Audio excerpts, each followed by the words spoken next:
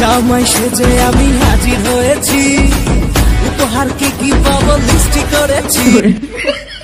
জমিয়ে খাবো আমি ইলিশ মাংস, খাবো আমি ছেটে পুটে মিষ্টি সাথে তো। গিন্নি গিন্নি, তোমার কি বেরোনা হলো? আর তো সহ্য করা গেল না, এই লোকটার জ্বালায় শান্তিতে সাজুগুজুও করা যাবে না। কি হয়েছে নাকি, চেঁচাচ্ছ কেন? বলছি গিন্নি, তোমার কি তোমার বাপের বাড়ি যাওয়ার ইচ্ছা নেই? না, নেই। এই রে শালা, গিন্নি এত রেগে যাচ্ছে কেন? না না, গিন্নিকে রাগালে চলবে না, তাহলে শ্বশুর বাড়ি আর দই মিষ্টি কিছু খাওয়া হবে না। গিন্নি, তুমি আমার কথাটা ঠান্ডা মাথায় একটু শোনো। আমি শ্বশুর বাড়িতে যাব বলে 15 দিন ধরে নিরামিষ খেয়ে আছি, আর তোমার বাপের বাড়ি মানে আমার শ্বশুর বাড়ি, ওখানে গিয়ে মাছ মাংস খেয়ে আমার এই নিরামিষের ব্রতটা আমি ভাঙবো। ও, সেই কারণে বুঝি আমাকে প্রত্যেকদিন ডাল আলু ভাতে খাওয়াচ্ছ? হ্যাঁ গিন্নি, তুমি তাহলে বুঝতে পেরেছো। শুভ কাজে আর দেরি কিসের, চলো তোমার বাপের বাড়ি। কি কিপটে লোক রে মাইরি। আচ্ছা গিন্নি, আমি আমার শ্বশুর বাড়ি যাচ্ছি, দই মিষ্টি সবই নিয়েছি, তুমি ওই দুটো ব্যাগ কি করতে নিয়েছো? এই ব্যাগেতে মা বাবার জন্য জামা কাপড় আছে। আগে তো দেখি তোর বাবা মা জামা প্যান্ট দেয় নাকি, তারপরে তুই জামা প্যান্ট নিয়ে যাবি, ব্যাগটা রাখ।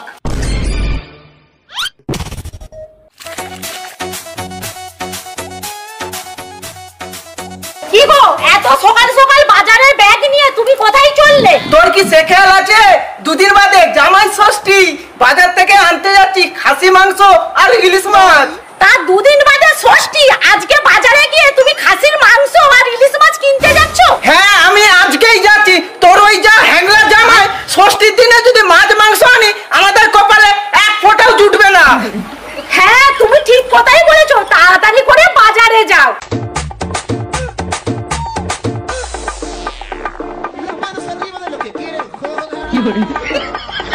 বাজার থেকে ইলিশ মাছ আর খাসি মাংস নিয়েছি, আজ জমিয়ে খাওয়া হবে।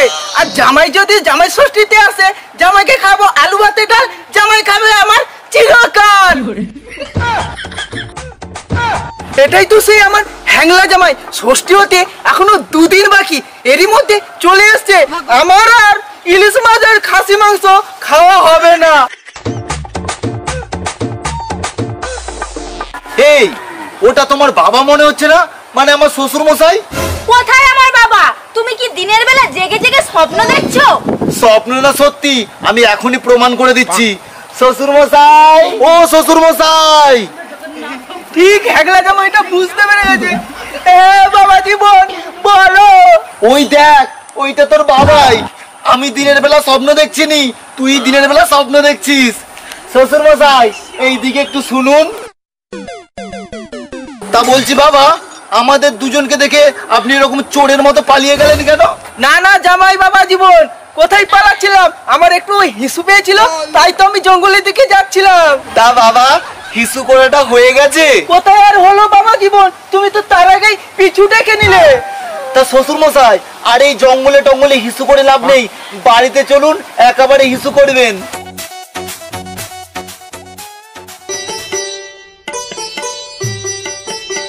জামাই সেজে আমি হাজির হয়েছি, কই রে গিন্নি, জামাইকে সাথে করে নিয়ে এসেছি।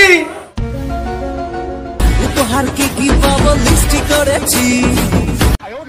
আর খাসির মাংস আর ইলিশ মাছটা? খাসি মাংস আর ইলিশ মাছ? যা, গিন্নিটা আমার মুখ ফসকে হ্যাংলা জামাইটার কাছে বলেই দিল খাসি মাংস আর ইলিশ মাছ। হ্যাঁ আছে আছে, ইলিশ মাছ আর খাসি মাংস। কই শ্বশুর মশাই, আপনি তো রাস্তায় বললেন না খাসি মাংস আর ইলিশ মাছ কিনতে এসেছেন? ওই একটু আর এনেছি। দেখ তোর বাবার কীর্তি, শালা শ্বশুর বাড়ি এসেছি আর তোর বাবা খাসি মাংস আর ইলিশ মাছটা আমাকে দেখে লোকাচ্ছে। বাবার হয়তো মাথা থেকে বেরিয়ে গেছে খাসির মাংস আর ইলিশ মাছের কথাটা। তা জামাই বাবা জীবন, ষষ্ঠীর 2 দিন আগে তুমি চলে আসলো, তুমি কি এখনই বাড়ি চলে যাবে? এই মারা, এখানে আসতে না আসতে যাওয়ার কথা আসছে কেন? শাশুড়ি মা, আমরা আর বাড়ি যাব না, আমরা আজ থেকে ষষ্ঠী পর্যন্ত এখানেই থাকবো। কুকু, জামাইকে নে ঘরের ভেতর যা, তোর মাকে রান্না বসাতে বলি। বাবা বলছিলাম খাসি মাংসটা মাকে একটু জমিয়ে রান্না করতে বলবেন, আর তার সাথে সরষে ইলিশটা যেন ভালো হয়। চলো গিন্নি। আর কি করবি, হ্যাংলা জামাইকে ইলিশ মাছ আর খাসি মাংস রান্না করে দে। চল রান্না করে দি।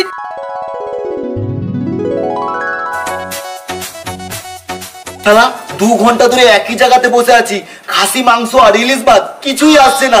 রান্নাঘর থেকে শুধু গন্ধটাই পাচ্ছি। কখন যে খাসি মাংস আর ইলিশ মাছটা আসবে আমি গপাগপ গিলবো। এই নাও জামাই বাবা জীবন ভাত। ভাত, তাও আবার ডাল দিয়ে? খাসি মাংস আর ইলিশ মাছটা কোথায় গেল? তাহলে জামাই বাবা জীবন আমি আসি।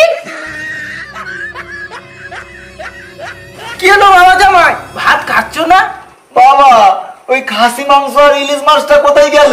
ভাত আর ডালটা তুমি পেট ভরে খেয়ে নাও, তারপরে নয় খাসি মাংস দিয়ে ভাত খাবে।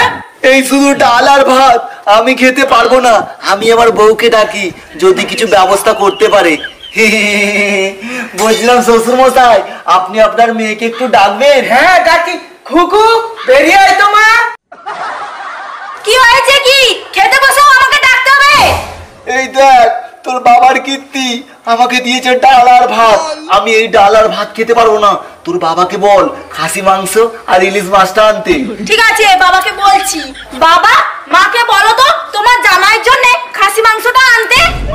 এই রে এখনই খাসি মাংস। খাসি মাংস যদি খেয়ে নেই ভাত তো খাবে নি। শ্বশুর মশাই আপনি কি চিন্তা করছেন? কিছু নয়, ওই তোমার মাকে ডাকছি। কই রে গিন্নি, জামাইয়ের জন্য খাসি মাংসটা আন।